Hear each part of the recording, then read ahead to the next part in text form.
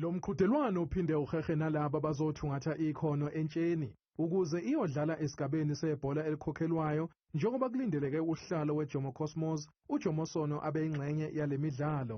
iLenge Soccer Tournament isineminyaka engama-44 yasungulwa.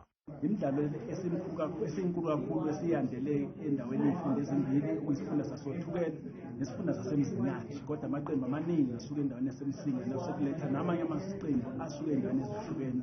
Inhloso yawo ukwakha ubumbano kule ndawo eyaduma ngezimpi zezigodi njengoba kuzophinda kwakhiwe ubonda oluqoshwa amagama abadlula emhlabeni ngenxa yezimpi eMsinga. Uphinde futhi uqoqe intsha ingabi uvanzi ngamaholidi.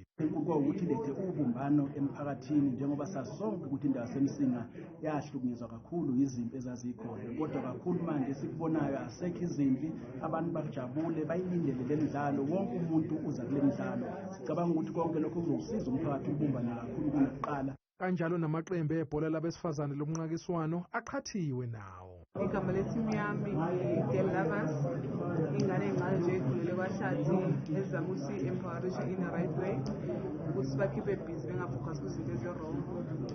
So ya iqembu eselisokhulakhula kancane because they are no longer under 15 sebekwi-open. Le midlalo izoqala ngehora lesikhombisa ekuseni ngoKhisimuzi bese kuthi umdlalo wamanqamu ube mhla zingama-29 kwephezulu.